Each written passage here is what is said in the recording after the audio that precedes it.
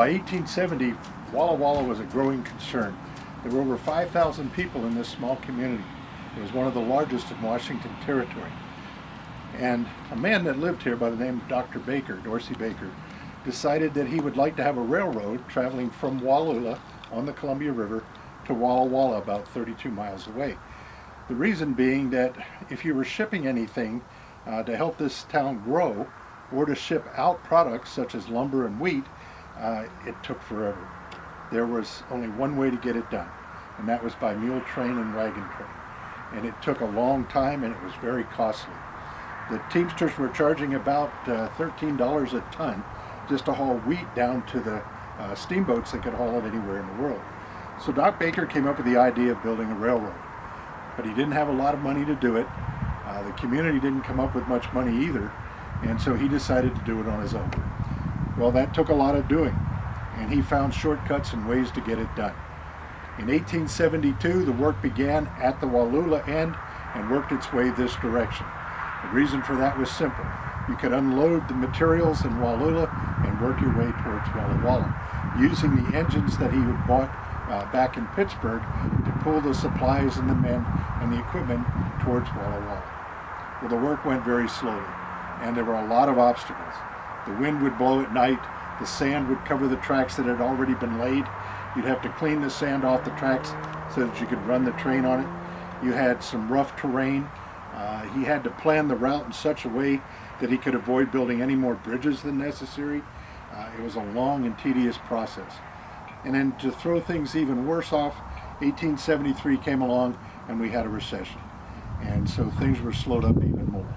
By 1874, the railroad had made its way to the present town of Touchy, Washington. And he continued on to what was then called Frenchtown, and still is.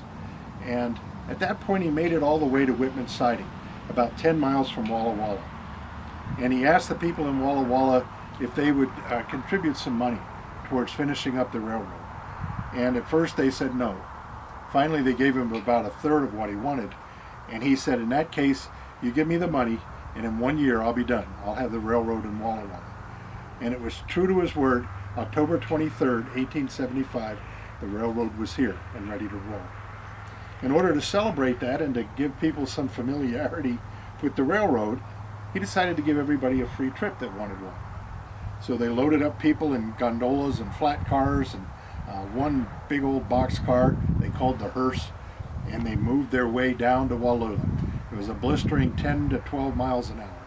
And as they made their way down, 2.5 hours later, they were on the Columbia River. People were astonished.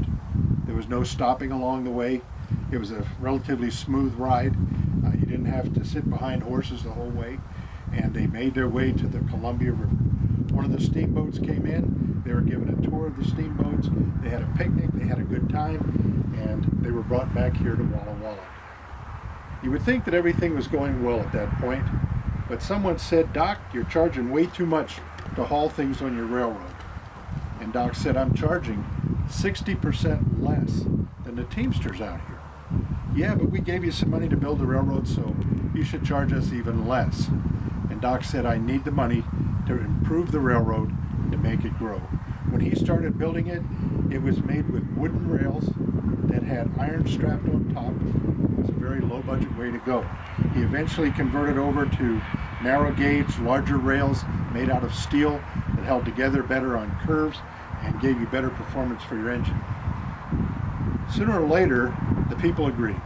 They said, we'll pay the price. And they were happy to have the railroad. And for several years after that, the railroad prospered. In 2 years, Doc had almost made back everything that he had put into the railroad just by shipping wheat and a few other goods. And then he decided to sell the railroad. And when he sold it to a company that was coming in from Portland and building to Wallula, and another that was coming down from Pasco to Wallula, and they had decided they wanted to use larger scale grade. This narrow gauge was fine for small engines like Old Blue here, but eventually they needed the wider ones so that they could haul more materials. Well, in order to change the gauge, Old Blue here was out of work. By 1905, all of the narrow gauges around this area were gone, replaced with standard gauge. and that left narrow gauge engines like this out of work. And Doc said, well, I don't know what else we can do. It's owned now by another railroad, and we'll see what they want to do with it. And along came a railroad from Nome, Alaska. They bought this engine, they took it up to Nome, they used it as a short line from Nome to the goldfields. They hauled out nuggets at one point. They hauled out the biggest nugget ever found. There's been a bigger one since then, but it weighed nearly 48 pounds, and this engine hauled it out of that area. Well, after its job was done up there, it was set alongside a roundhouse. It began to rust away. Nobody used it.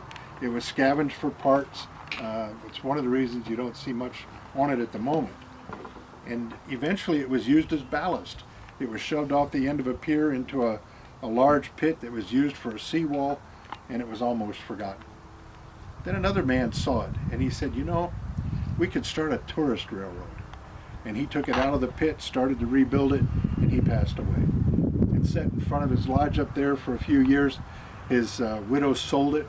The Washington State Railway Historical Society bought the thing, brought it back down, started working on it, brought it over here a few years ago for the sesquicentennial of Baker Boyer Bank.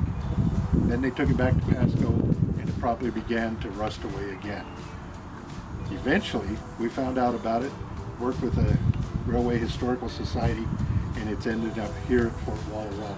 One day, it'll be restored to a static display, meaning it will probably never run on tracks again, but you'll be able to see it the way it used to look when Doc Baker founded this railroad over 145 years ago.